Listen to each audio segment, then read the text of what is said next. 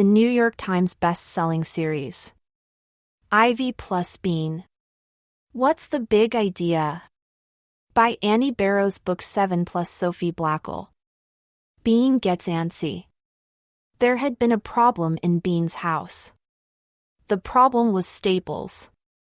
Bean loved staples. She loved them so much that she had stapled things that weren't supposed to be stapled. The things looked better stapled, but her mother didn't think so, and now Bean was outside. She was going to be outside for a long time. She looked at her backyard. Same old yard, same old trampoline, same old dinky plastic playhouse, same old pile of buckets and ropes and stilts. None of them was any fun. Maybe she could play Junkyard Crash. Junkyard Crash was when you stacked up all the stuff you could find and then drove the toy car into the stack. But it was no fun alone. Bean got up and scuffed across the nice green lawn until she reached the not-so-nice green lawn. This part of Bean's lawn had holes and lumps in it. The lumps were mostly places where Bean had buried treasure for kids of the future. Bean picked up a shovel. To heck with kids of the future. She was bored now. And maybe a secret admirer had added something interesting to her treasure, like a ruby skull or a dinosaur egg. Bean didn't bury her treasure very deep, so it was easy to dig up. This treasure was inside a paper bag, but the paper bag wasn't doing so well. It wasn't really a paper bag anymore. Holy moly! Bean said loudly. I've found treasure. She pulled the clumps of paper apart. What a disappointment. No ruby skull. No dinosaur egg. Just the same stuff she had buried 2 weeks ago, dental floss, tweezers, and a magnifying glass. Some treasure. Bean flopped over on her stomach. I'm dying of boredom, she moaned, hoping her mother would hear, I'm dying. She coughed in a dying sort of way, hi-ck, and then lay still. Anyone looking from the porch would think she was dead. And then that person would feel bad. Bean lay still. Very still. She could hear her heart thumping. She could feel the hairs on her arm moving. Bean opened her eyes. There was an ant scurrying over her arm. Bean pulled the magnifying glass over and peered at the ant. Her arm was like a mountain, and the little ant was like a mountain climber, stumbling along with a tired expression on his face. Poor, hard-working ant. She knew how he felt because sometimes her parents made her go hiking. She watched as he dodged between hairs and charged down the other side of her arm toward the ground. She offered him a blade of grass to use as a slide, but that seemed to confuse him. He paused, looked anxiously right and left, and then continued on her arm. He had a plan, and he was going to stick to it. Bean watched through the magnifying glass as he scuttled into the grass, rushing along the ground between blades. He was in a big hurry. He met another ant by banging into him, but they didn't even stop to talk. They zipped off in opposite directions. Bean followed her ant to a patch of dry dirt. There he plunged down a hole. Come back, whispered Bean. She liked her ant. Maybe he would come out if she poked his house. She found a thin stick and touched the top of the hole. 4 ants streamed out and raced in 4 different directions. Bean didn't think any of them was her ant. Bean watched the ant hole for a long time. Ants came and went. They all seemed to know where they were going. They all seemed to have important jobs. None of them seemed to notice that they were puny little nothings compared to Bean. Bean dragged the hose toward the ant hole. She didn't turn the hose on. That would be mean. But she let a little bit of water dribble into the hole and watched as the dirt erupted with ants. Thousands of ants flung themselves this way and that, racing to safety. Help, help, whispered Bean. Flood. The ants ran in lines away from the water. Some were holding little grains above their heads. They were the hero ants. But even the non-hero ants were busy. They were all far too busy to notice Bean watching them through the magnifying glass. To them, she was like a planet. She wasn't part of their world. She was too big and too far away for them to see. Bean looked up into the sky. What if someone was watching her through a giant magnifying glass and thinking the same thing she was? What if she was as small as an ant compared to that someone? And what if that someone was an ant compared to the next world after that? Wow. Bean waved at the sky. High out there, she thought. Just deserts. Crisscross applesauce, boys and girls, said Ms. Tate. Along with the rest of the second graders, Bean crisscross applesauced. Then she sat on her hands for good measure. Rub time was tough. It was the rug. The rug had a map of the United States of America on it. Each day at rug time, all the second graders rushed to sit on Colorado. Colorado was the best state because it had the Rocky Mountains in it. That meant whoever sat on Colorado got to yell, "I rock." Bean was in Iowa. She didn't rock. She could rock. She could lean way over, push Vanessa a tiny little bit, slap the corner of Colorado, and say, "I rock." But then Ms. Tate would get mad. Bean knew that from experience. So Bean sat on her hands. Next door, in South Dakota, Ivy was trying to cross one eye without crossing the other. She had been trying all day. She didn't care much about Colorado. Once, she sat on it without even noticing. Bean decided to pay attention to what Ms. Tate was saying. "Today, class, we are having a special science lesson." Science! Bean stopped thinking about Colorado. Science was usually dirt or fish, and Bean liked both of them. But now, Ms. Tate went on, a team of scientists from the 5th grade will be presenting a report on global warming. And what do I expect from you, class? Respectful listening, everyone in SWORD.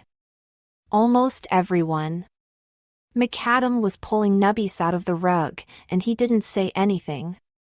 Bean said it, but she felt only a little bit respectful inside. Nobody listened respectfully to second graders. It wasn't fair. "Let's welcome our 5th grade scientists," called out Ms. Tate. The door to the classroom opened and 4 students shuffled in. Their names were Juan, Matt, Adrian, and Shayna. Only Shayna talked. Juan, Matt, and Adrian held the posters. Shayna tossed her hair over her shoulders. "This is a report on global warming," she said. Adrian, show the desert. "This is a picture of the Gobi Desert, but pretty soon almost everywhere is going to look like this because of global warming." Juan, show the polar bear. Juan held up a picture of a worried-looking polar bear. "Now," Shayna said loudly, "global warming is a total disaster and it's all our fault." On the rug, the second graders looked at one another. This did not sound good. When school was over, Ivy and Bean slumped like 2 sacks of potatoes on the bench outside their classroom. "Whatcha doing?" asked Leo. Ivy and Bean looked up. "We're worrying about the polar bears," said Ivy glumly. "What polar bears?" asked Leo. Leo was in a different class. "There's not enough ice for them to live on," said Ivy. "They're going to die out, like the dinosaurs," said Bean. "The heat's going to get them," said Ivy. Leo kicked their bench. "You guys want to play stomp tag?" Ivy and Bean stared at him. "It's the pollution," said Bean. "From cars," said Ivy. "And cow poop," Bean reminded her. Leo made a snorty sound. He thought cow poop was funny. Ivy and Bean frowned at him. I'll be it, he said. What? Said Bean. I'll be it. You can even stomp me for free if you want, said Leo. He stuck his foot out. Go ahead. Bean shook her head. We're busy, she said. Leo looked up and down the breezeway. It was empty. What are you busy doing? We're busy worrying, said Bean.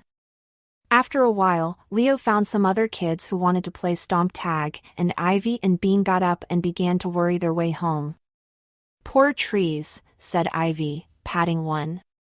Yeah, said Bean. She kicked a car parked at the curb. Take that, she yelled and felt a little better. At home, Bean's mom had heard about global warming and even about the polar bears. Bean's dad knew about it, too. Bean's older sister, Nancy, said, "Ha. That's nothing. Just wait until you find out about the oceans." What about the oceans? Asked Bean quickly. That's for me to know and you to find out, said Nancy. But it's terrible, she added. Bean was too worried even to throw something at her. She went into the backyard and wandered across the lawn. Poor grass. Poor trees. She squatted down by the patch of dirt where the ants lived and patted it. Poor ants. She hated global warming. Hot and bothered. The next day, no one rushed to sit on Colorado. Doucet sat in the middle of the Atlantic Ocean without pretending he was drowning. Bean and Ivy flopped onto Wisconsin together. Mrs. Rubitate was explaining capital letters with her big purple pen. The first letter at the beginning of a sentence was always capital. Okay, thought the second grade. The first letter of a person's name or a place was always capital, too. Fine, thought the second grade. Whatever. Mrs. Rubitate put the cap on her big purple pen and looked at the children on the rug. Well, she said, I know something that will pep you up. Emerson School is going to have a science fair. No, groaned Bean. I hate science, said Emma. Drew and Eric nodded. Mrs. Rubitate raised her eyebrows. I'm confused, boys and girls, she said. I thought you liked science. No. We hate it, Zuzu said. It's awful. But, said Mrs. Rubitate, what about fish prints? You liked making fish prints, didn't you? Those were okay, said Emma. And our insect studies, Mrs. Rubitate asked. You liked those, didn't you? That cicada was cool, said Margalie. Remember the hissing cockroach? Said Drew. That was cool, too. What about marine reptiles? Said Mrs. Rubitate. Elasmosaur and plesiosaur? And mosasaur, yelled Eric. Eric loved mosasaur. Then why do you say you hate science? Asked Mrs. Rubitate. Global warming, chanted the second graders. Global warming? Asked Mrs. Rubitate. Didn't you listen, Mrs. Rubitate? Bean said. The whole world is going to turn into a desert. The polar bears are going to die out, said Ivy. And the frogs, said Emma. And newts, said Eric. Squishy things are in trouble. All the animals are in trouble, said Drew. And it's all our fault, said Bean. That was the worst part. Mrs. Rubitate was quiet for a moment. She looked like she was thinking hard. Then she said, Boys and girls, I'm hearing that you are very worried about global warming. I'm feeling sorry that you're worried, but I'm also feeling glad that you care so much about the Earth. People who care as much as you do are the people who will find solutions to the problem. The second graders looked at each other. Solutions? There were solutions? Right now, scientists all over the world are trying to find ways to stop global warming. Science is the solution, not the problem. That's why I'm sad when I hear you say you hate science. They should work harder, said Drew.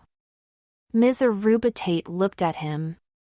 Do you remember, Drew, when we talked about cave dwellers? Some of you thought cave dwellers were stupid because they didn't know how to build houses, and we talked about how people have to experiment in order to make their lives better. Remember? Yeah, said Emma. We decided maybe cavemen got the idea for houses from watching termites. Exactly, said Ms. Arubatate. We get ideas, we experiment, and we find solutions to our problems. That's what scientists do. But they haven't found the solution to global warming, said Ivy. They haven't found one perfect solution, but they've found lots of little ones, like cars that don't pollute so much. Each little solution is a step toward a big solution, said Ms. Arubatate. Do you think the first house built by a caveman was perfect? No, it probably collapsed. It caved in, yelled Duzit. Eric and Drew fell over laughing. Thank you, Duzit, said Ms. Arubatate. And the second house probably caved in, too. But each time, the cave dwellers learned something new, and in the end, they built a house that stayed up. They were cave scientists. Scientists don't give up if something doesn't work perfectly, they look for new ideas to make it better. She smiled. And that reminds me of you. You children have new ideas all the time, which means you're already good scientists.